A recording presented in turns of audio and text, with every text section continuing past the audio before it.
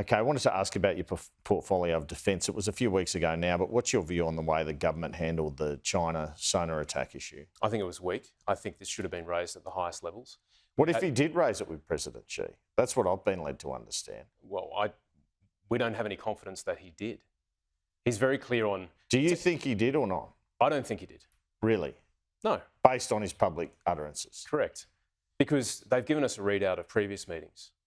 And including those sort of sideline meetings, or? I'm pretty confident. I mean, let's check the record. Yeah. But generally speaking, I think if something of this significance should have been raised. We had Australian divers at risk underwater suffering a sonar attack from a Chinese destroyer.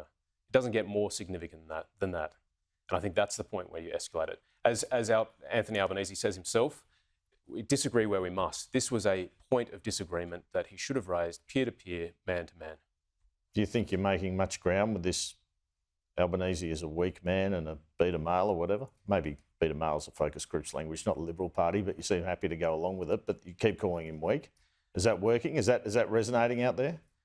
Look, I think people are working him out. I think he's a Prime Minister who's not driving his cabinet. He's not across the detail. His instincts are weak, and he enjoys doing concerts and DJ stuff, and appealing to the youth of Australia. But fundamentally, as the Prime Minister, we need someone who's strong, particularly with the backdrop that we're seeing now in Israel, in the Indo-Pacific. This is a time for strength, and so in a sense, Peter Dutton's strengths are magnified by the Prime Minister's weaknesses.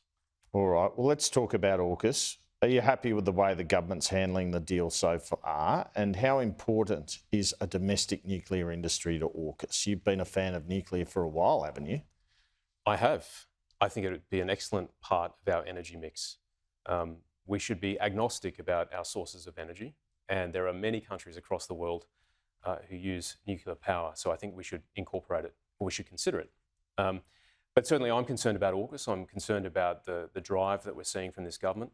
I'm concerned about the lack of activity, particularly in Perth at HMAS Stirling, which will become Submarine Rotational Force West in 2027. We know through estimates now that works at that base will not commence till 2025. And I have it from leaders in industry, people who are very, very equipped to comment on this, saying that it needs to get going in 2024. The longer you leave it, the less space you have for delays and all the rest of it. So we need to get cracking. And what would a nuclear industry mean for AUKUS? Would that be beneficial? If we had power stations here?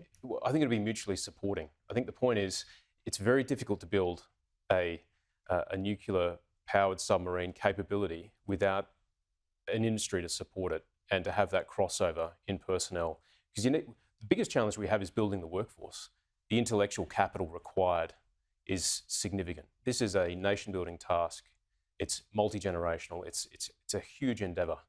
And it's very, very difficult just to silo this capability into the military. We actually need it to be broader than that. And if you talk to the Americans, if you talk to the British, if you talk to the French, I've had some good conversations with the French. That always forgiven on the coalition side from the French?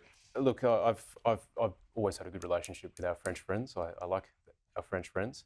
But certainly they've all made the point that it's really important that you have depth.